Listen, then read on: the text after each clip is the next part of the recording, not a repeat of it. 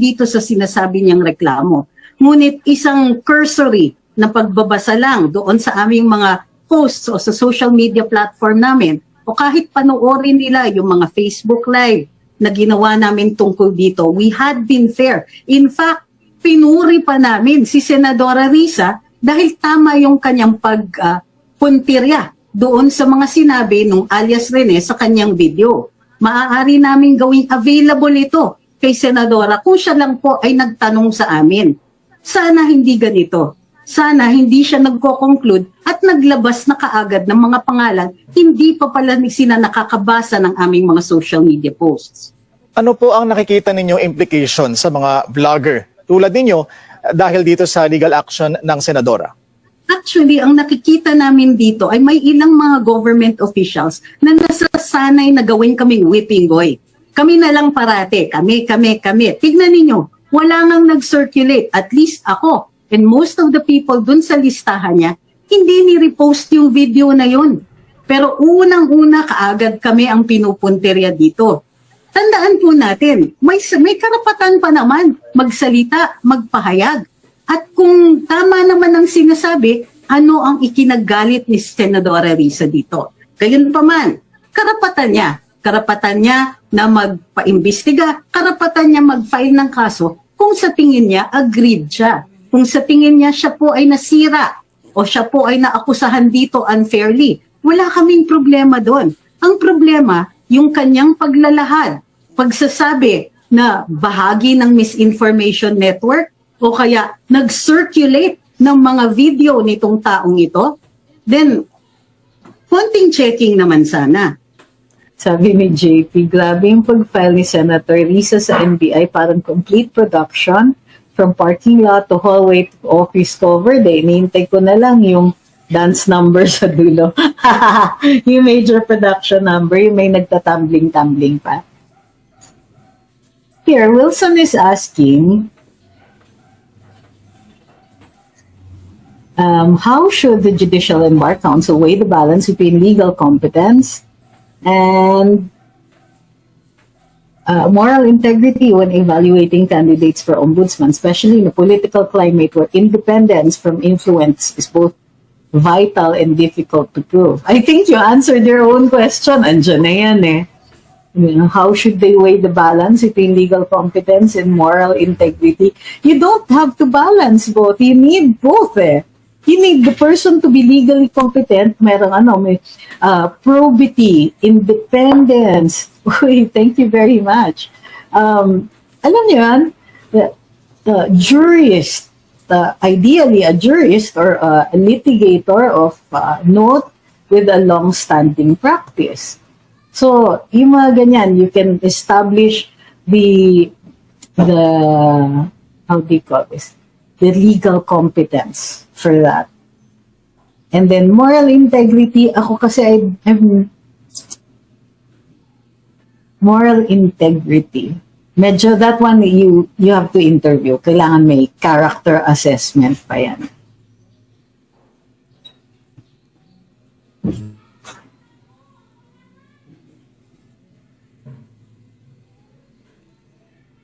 Sabi ni Jean, si Yusek Clear sinasabing fake news peddlers yung involved. Pwede bang kasuhan siya? Actually, yes. Because in the first place, even Senator Risa did not say fake news about us. What she said was that we circulated the video, which also is incorrect. So, ang layo naman dun sinasabi ni Attorney Claire. Now, I have been very circumspect and I have held back pagdating dito kay Yusek Claire. But when she says things like this, wala na tayong choice. Papatol na tayo. Kasi saan naman nanggaling yung fake news peddlers na yan? Ha? So, is she talking about Senator Risa or is she talking about yung sa Congress? And Congress is not a court. And even if it was, there was nothing there to establish anything of the sort. Parang she falls into the trap of thinking that an accusation is proof. Diba? That an accusation, if you're accused of something, automatically criminal ka na. And I think she's too smart to to make that kind of mistake. So, sa madaling sabi, malis ito. A cursory reading of or kung sinundan niya yung congressional inquiry, kung tinignan niya kahit saglit lang yung news coverage ng kay Senadora Risa, walang fake news na pinag-uusapan dyan. So, kumbaga, and because she represents some of the highest leadership in the country, na identifiable na kaming mga vloggers as officially an oppressed class. Tingnan nyo, just because vloggers kami, automatic, misinformation network. Ano bang klaseng reasoning yung mga ganyan? But then, we have to think, did they make a mistake or this is deliberate on their part? So, lumalala ang problema. Now, ang daming nagsasabi, didemanda nyo ba? Ika-counter-demanda nyo ba? Unang-una, ako personally, kung may gagawin ako na action, hindi ko i-broadcast. So kahit tanungin nyo ako ng tanungin, gagawin nyo ba yan? Pwede bang kasuhan yan? Bakit ko sasagutin? It would be against my own interest to discuss that. So that's why I don't really like discussing anything that involves us yung personal na ganon. Except for when we narrate our personal experiences. Pero pag tinanong nyo kami na magka-counter ba kayo, anong sasabihin ninyo? I hope you understand na hindi namin pwede i-broadcast yan.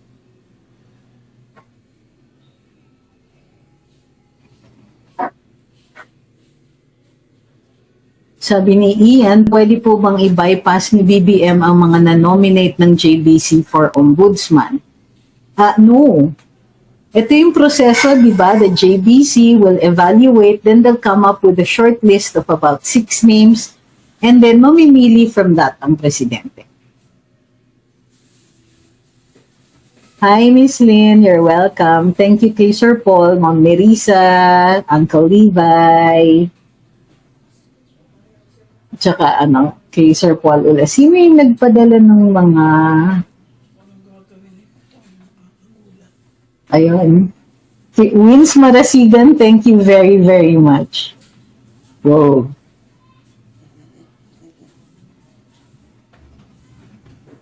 Sabi ni Cesar, mas type daw niya yung hindi virtual yung background. Okay, thank you. Noted. Ma'am Maria is asking kung nag-apply daw si E.S. Bersamin. Sabi niya, I have a feeling he will be moved applied for OMB kasi baka daw ma-move na lang siya, distraction ng isang volume. Pwede, anything is possible. Pero para sa akin, it would mas may qualification si E.S. Bersamin. Hindi ko pa rin pagkakatiwalaan kasi very political ang kanilang mga decisions. Unlike noon with PRD, ayan, narinig niyo yung kwento ni Ombudsman Sam. Nung nilagay siya as ombudsman, minsan daw di siya kinausap ni PRD. Ay merong mga nakasuhan ng mga tao niya, hindi niya nilakad. He let the ombudsman decide and be independent.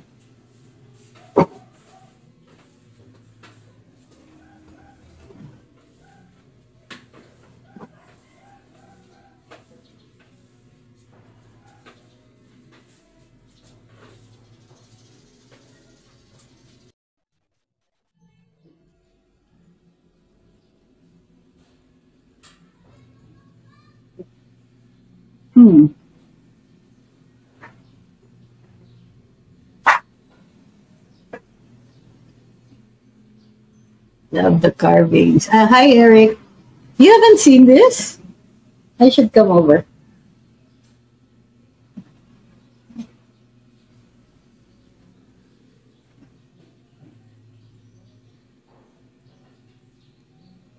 Somebody just sent me the committee report of the TRICOM.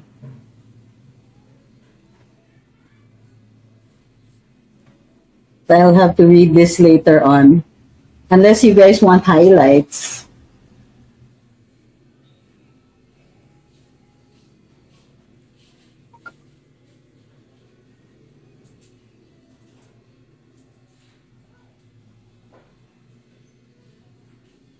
Wala pa ako masyadong nakikita.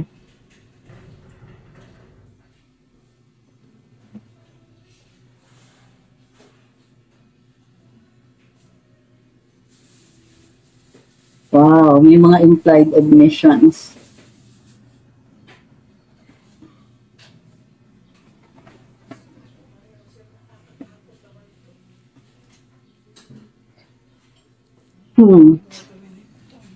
Ay. Sabi ni Samson, I really adore listening to how you dissect and distinguish one matter over another matter. Thank you. But what I like is, yun nga, I like this formatting, question and answer, kasi the discussions will be much more pertinent to what you need to be filled in on. Hi, Miss Maureen. Thank you very much. Hi, Kaki Gori. Sabi ni Ma'am Ola, I mean, nakaka-bother na Risa labeled the Magic 12 as disinformation channels. I followed most of the 12 because like you, nagtuturo ng law and being objective on things, he teaches how to use our coconut. Well, yun na nga eh. So, some people like to pass judgment without getting to know them. But let's see. Para sa akin kasi, this is also an opportunity to invite Senator Risa to watch us or to read our posts. She won't be happy, sure ako doon. She won't be happy about the posts because she has a different political stance. Kumbaga, iba talaga siya. But we want her to know that we take great pains naman to be more informative every day, to outdo ourselves in becoming more and more informative. We have been even upgrading, diba? In many of our lives, meron tayong slides, so it'll be easier to follow the discussion. Sabi ni Jonathan, Attorney Libayan just got his DDS certificate. Pampakalma, pabati naman sa mga NBI investigators alive. Hi to the monitoring team of the NBI, if any. I hope you enjoy the show. You can ask questions. Did you see that? Sir, say hi. May have some treats for sir. Thank you. Not going in. Ayun, go to Ate Abby. Go. Go. Here, go to Ate Abby. Parang earthquake si Sir parati dito. Kayo ng certificates ka. Sabi ni Art, may statement ba ang Senate on Senator Risa's recent drama? Grabe naman kayo sa recent drama, Oops, bakit nakatalikod yun? There. No, I don't think so. I haven't read of one.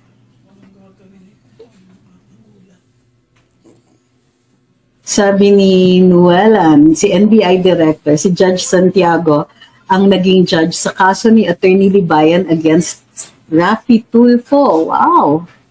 Talaga? I appeared before Judge Santiago, but I don't remember the case, and it's so long ago. When we had that conference, naalala ninyo, nung nag-conference kami because there was a subpoena issued by the NBI to several, and then when I was there representing one of my clients, one of the people who were subpoenaed, sinerban din ako. Sabi nga nung agent, Mom, sabi, yung agent, estudyante ko. I think it was my student. So anyway, because I taught one class in the NBI Academy when there was COVID. So estudyante, my students are there, and whenever I'm there, some of them come down to say hi. Sabi, Ma'am, kasi I wanted to see the case file on my client. Sabi, she comes back carrying something else. Mom, hindi ito yung case file ng kliyente nyo. Sabi ko, ano yan akin? So, Sinervan ako. So, actually, what Judge Santiago just wanted us to do was to show up and then he would explain kung ano lang ang ano. But the number one, he said na minomonitor namin kayo. Okay? Why?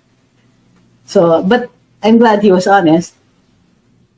Number two, sabi niya, wag lang kayo mag-fake news. Wala namang problema. Sabi niya, may karapatan naman talaga magsalita, magpahayag, but wag lang kayo mag-fake news. Sabi ko, oh, okay, sure.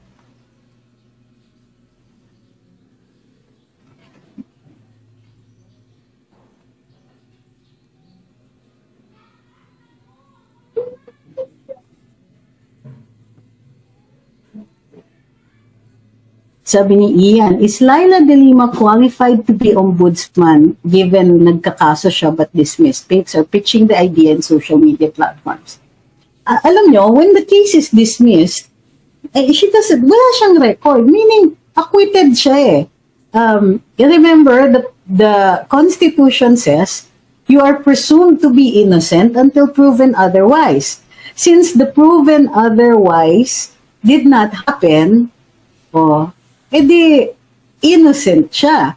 She should not be made to suffer simply because she was accused. We don't necessarily like former Senator De Lima, but any person who has been accused and then acquitted is innocent and should not be, dapat walang how do you call this? There should not be any innuendo or anything like that about having gone through that.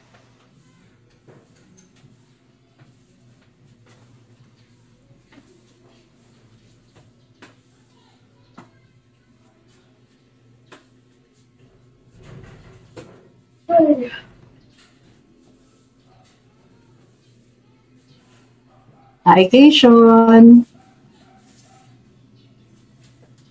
Wala bang other nominees other than Remulla? Oh, I'm sure there are others. Kaya lang, si Sec Remulla has been vocal, has been public.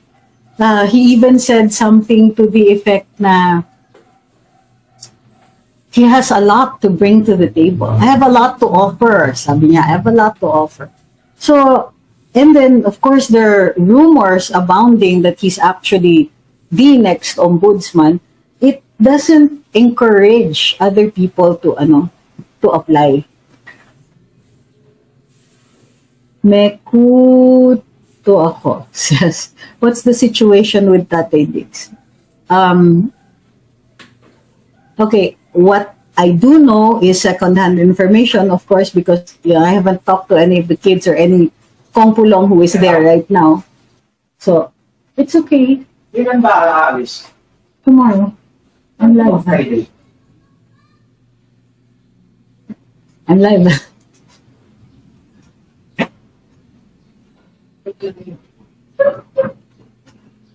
No, I was not able to watch their live last night. I wasn't feeling well.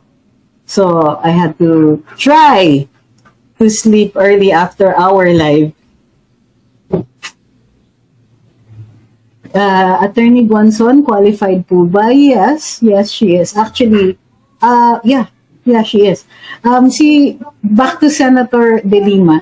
Normally, the preference is to somebody who has been a judge or matagal ng practitioner. Now, si Senadora Laila, yes, has been in the practice of law for a long time.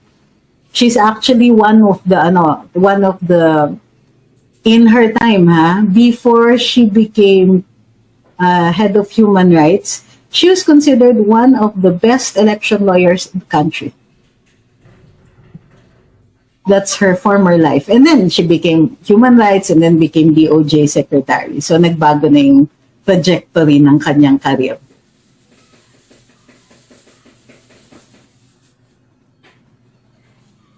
Jonathan says, waiting ako sa litigation skills ng Honorable Berberabe before the Supreme Court. Uy, magaling si Lelen Berberabe, ha? Honors yan sa UP. She is considered quite an outstanding lawyer.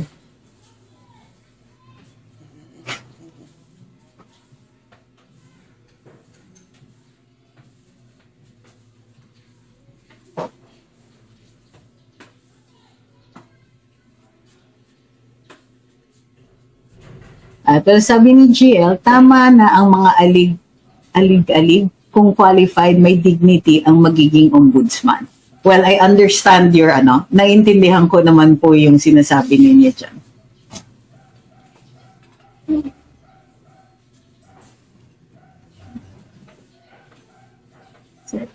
Sabi ni Jonathan, yes, suma-suma siya.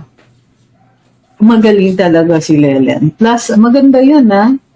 So, ang kabatchmate ko was is her brother.